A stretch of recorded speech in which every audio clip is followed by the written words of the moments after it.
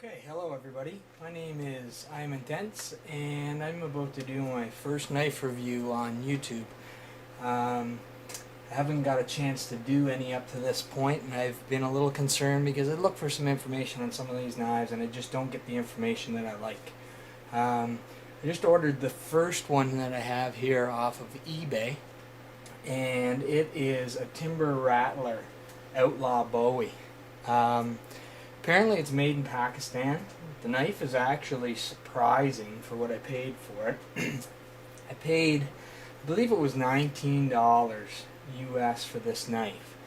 And I was looking for a large bowie, something that could take some abuse. When I go out in the bush, I like to cut trees with my knife or what have you. So I figured we'll get a big knife. Well, I ended up stumbling upon this one, saw it for the price, and thought, well, for this price, definitely worth a try. So, for $19, here it goes. It's the Timber Rattler Outlaw Bowie.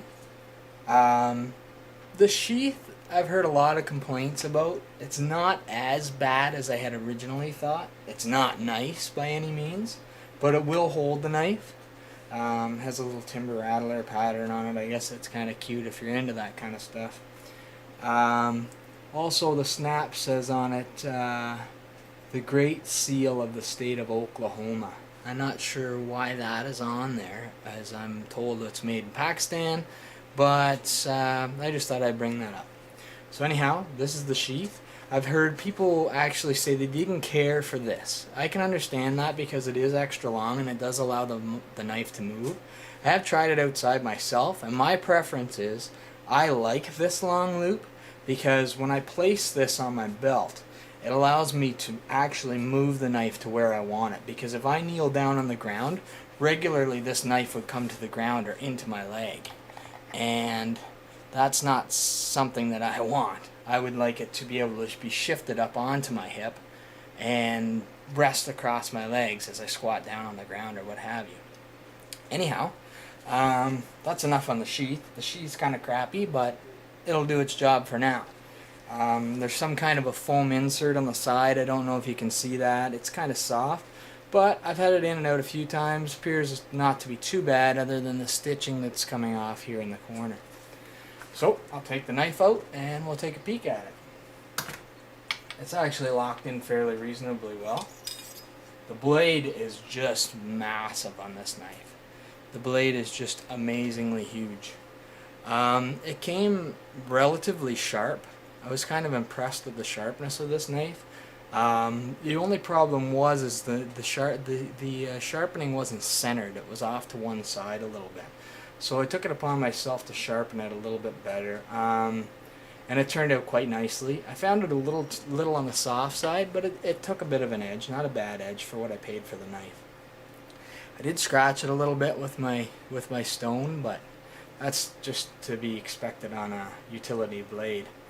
So the knife is very long. I've got fairly large hands, and it's extends quite a bit past my hand.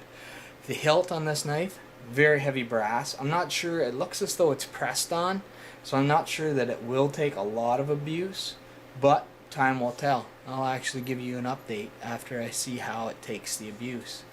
Let me see. What else have I got here? The pommel. The pommel is very heavy. I could see that you could use this to, I don't know, you could hit certain things with it. I'm not sure what you would hit. I don't know that I would use it as a hammer, but it's usable if you had to give something a clunk, like if you had to dispatch a prey or what have you. Anyhow, pack of wood handle. Pack of wood handle actually doesn't look too bad. There are a few flaws. If it was a $1,000 knife, like some, I would complain about that, where the brass pins have gone through, but it's not that bad for what I paid for this knife. Yeah, feels good in my hand. Very, very heavy. Very heavy knife. I think it'd be a great chopping knife. It actually work well as a machete. It's got a spot for your finger for shaving, if you want to shave, if you're making a spear or what have you for better control over your blade. Certainly an added bonus. Let me see, what else can we say about this knife. But it's approximately 1/4 of an inch. It's a full tang blade, which means it runs directly right back straight to the pommel. As you can see, it's completely all the way to the end, right through. And it's approximately 1/4 of an inch. It's a little hair shy of 1/4 of an inch through here, so it's very rugged. This knife is gonna, as far as I can see, is gonna take a lot of abuse, but time will tell. And I will give you a heads up on that as well.